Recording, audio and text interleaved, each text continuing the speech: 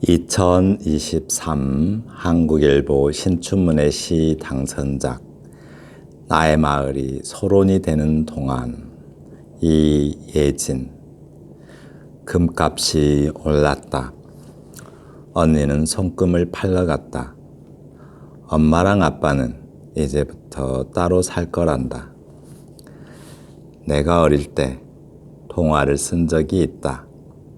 내가 언니의 숙제를 찢으면서 시작되는 이야기다.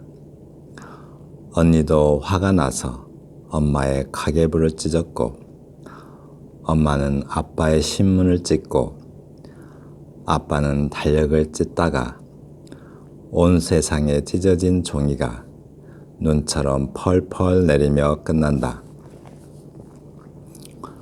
손금이 사라진 사람들이 어디로 갔는지 아무도 말해주지 않았다. 집에 남고 싶은 것은 정말로 나 하나뿐일까? 언니의 이야기는 여기까지다. 더는 찢을 것이 없었다. 눈이 쌓이고 금값이 오르고 검은 외투를 꽁꽁 여민 사람들이 거리를 쏘아다녔다. 엄마는 결국 $1 목걸이를 한 애인을 따라갔지. 아빠는 한 달에 한 번 서울에 오겠다고 했다. 따로따로 떨어지는 눈과 따로 노는 낡고 지친 눈빛들, 집이 사라지고 방향이 생겼다. 나의 마을이 서론이 되는 동안, 이예진 시인의 시입니다.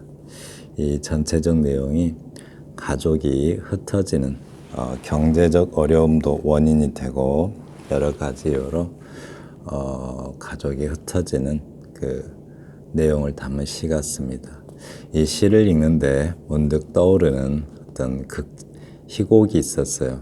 테너시 윌리엄스의 Cat on a Hot Tin Roof, 그러니까 뜨거운 양철 지붕 위에 고양이라는 어떤 그 희곡이 있는데 조금 비슷한 면이 있어요.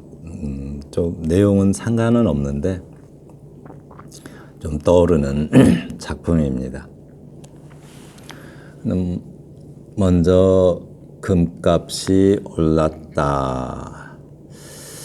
이 금값이 올랐다라는 말에서 시인의 현실이죠. 금값이 올랐다. 이렇게 금값이 오르면 대부분 화폐 가치가 떨어지고 물가 상승이 일어나고 경제 위기가 생기죠. 그런 말로도 보이고 또 욕망의 크기가 커졌다 이런 말로도 보입니다. 언니는 손금을 팔러 갔다. 손금이라는 것은 어떤 운명, 미래 운명이죠. 미래 어떻게 될지 그 운명인데 그 운명을 판대요. 그러니까 제 운명과 팔자대로 살 수 없는 상황이 되어버린 거예요. 가족으로 태어났으면 가족과 함께 살아야 되는데 그러지 못하고 그걸 판다고 합니다. 엄마랑 아빠는 이제부터 따로 살 거란다. 이혼하는 거겠죠.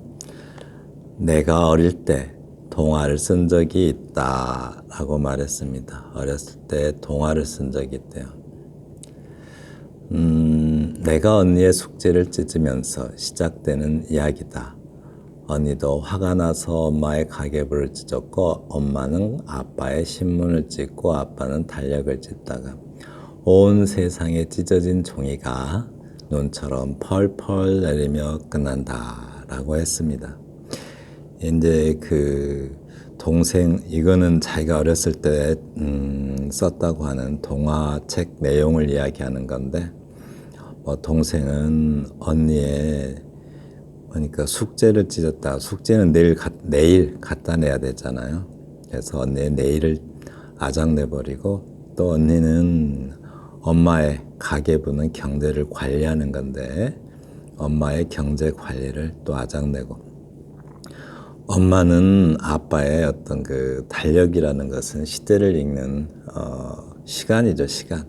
아빠의 어떤 시대적 감각 또는 뭐 시간을 아작내고 또 그런 찢어진 종이가 눈처럼 펄펄 내린다고 해요.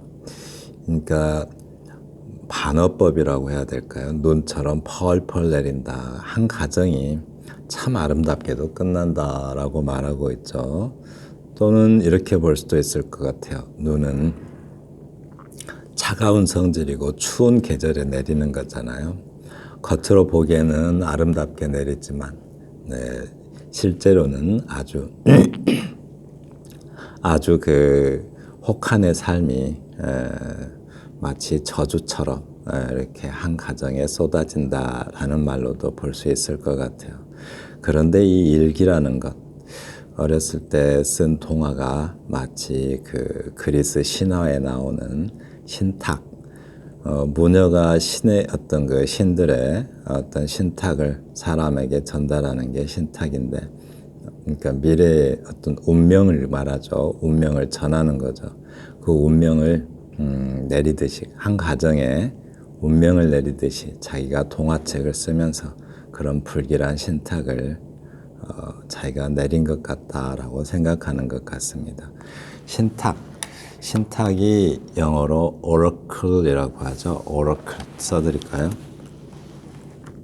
oracle, oracle이라고 해요. 이걸 신탁이라고 하는데 어떤 그리스 신화에서 보면 아기가 태어나면 그 신탁을 받으러 가죠, 모녀한테. 그러면 모녀가 신의 말을 빌려서 마치 우리나라의 그 무당이 이렇게 신내림 하듯이 이렇게 어떤 운명을 말해줍니다. 네, 그것을 신탁이라고 해요. 네. 쑥쑥 자라는 영어나무 그 유튜브에 오시면 영어 공부하실 수 있습니다. 그리고 손금이 사라진 사람들이 어디로 갔는지 아무도 말해주지 않았다라고 하는데요. 손금이 사라졌다는 것은 제 팔자대로 제 운명대로조차 살 수 없게 된 그렇게 좋은 운명을 타고난 것도 아닌데 그것대로조차도 살 수가 없게 된 그 흩어진 가족들을 말하겠죠. 어디로 갔는지 아무도 말해주지 않았다고 해요. 집에 남고 싶은 것은 나 혼자뿐일까? 라고 하는 것은 그건 아닐 텐데 라는 말이 숨어 있겠죠.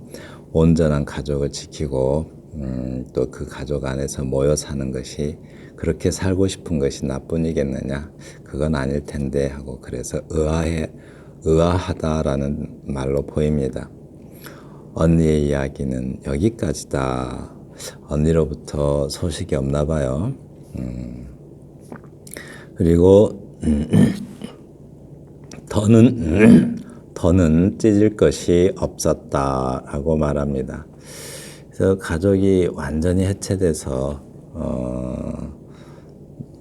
두 가지로 좀 볼 수도 있을 것 같아요. 가족이 해체될 대로 해체돼서 더 해체될 것도 없었다 이런 말로도 볼 수 있겠지만 정말 찢어지게 가난해서 더 찢어질 것이 없었다라는 말로도 보일 수 있을 것 같습니다. 금값이 오르고 검은 외투를 꽁꽁 여민 사람들이 거리를 쏘아다녔다라고 말하는데요. 금값이 오른다. 즉 금값이 오른 만큼 경제는 얼어붙겠죠. 경제가 얼어붙어서 경제적 추위에 떠는 사람들이 길거리에 쏘다녔다라는 말로 봅니다. 쏘아다녔다. 원래 쏘다녔다인데 쏘아다녔다 말을 좀 늘린 것 같아요. 원래 그냥 쏘다녔다 이거죠. 시인이 시적인 어떤 그 말의 수, 발음의 수를 위해서 이렇게 만든 것 같아요. 쏘다녔다를. 엄마는 결국 $1 목걸이를 한 애인을 따라갔지. 아빠는 한 달에 한 번 서울에 오겠다고 했다라고 하는데요. 여기에 이게 $1, 한돈이 그렇게 큰 재산도 아니죠. 그리고 여기다 또 우연히 한자를 또 집어넣어요. 이렇게 여기다 또 한자를 집어넣고 한 달에 그리고 또 여기다 또 한자를 집어넣어요. 한 번씩.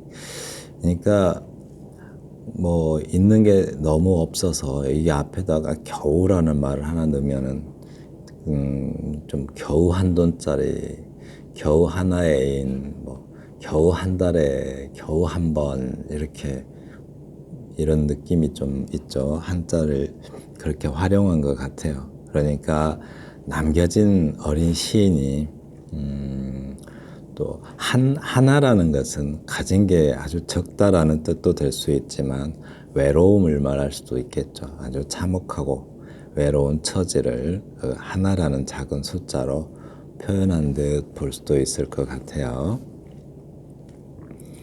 따로따로 떨어지는 눈과 따로 노는 낡고 지친 눈빛을 이라고 했습니다. 눈은 차가운 성질이고 뭐 따로따로 떨어지는 것, 해체된 어떤 각자의 금방 녹아서 사라져 버릴 수도 있는 어떤 그런 눈과 따로 노는 낡고 지친 눈빛들, 그러니까 삶의 추위에 시달리는 눈빛이라고 하죠. 그 두 개를 겹쳐서 보는 것 같아요. 눈과 눈빛, 빛을 빼면 눈과 눈을 이렇게 해서 음이 좀 더 맞을 것 같기도 하죠. 그런데 너무 딱딱 떨어지는 것을 피하기 위해서 빛을 넣는 것 같기도 해요. 아니면 다른 의도가 있겠죠. 집이 사라지고 방향이 생겼다라고 했는데요. 이 방향, 집은 뭐 모여 살 수 있는 공간을 말하겠죠. 가정. 근데 이 방향의 의미가 이 시를 읽는 어떤 독자의 어떤 심경에 따라서 참 다양하게 해석될 것 같아요. 이렇게 따로 한 행을 한 연으로 이렇게 처리를 했잖아요. 그래서 여기서 전체적 내용의 맥락에 맞춰서 해석하자면 각자 살아갈 방향이 또 각자의 흩어져서 각자 살아갈 방향이 생겼다라는 말로도 보이고, 조금 긍정적으로 보자면 이제 다 흩어지고 나니까, 가정이 다 흩어지고 나니까 어떤 집이 사라지고 나니까 어떤 다시 모여 살 길을 모색하겠다라는 말로도 보입니다. 또 가정을 잃고 나니까 어떤 삶의 길을 깨달았다라는 말로도 보이고요. 네, 아무래도 첫 번째일 것 같아요. 네, 지금까지 2023년 한국일보 신춘문예 시 당선작 나의 마을이 서론이 되는 동안이라는 이혜진 씨의 시를 공유하여 봤습니다. 감사합니다.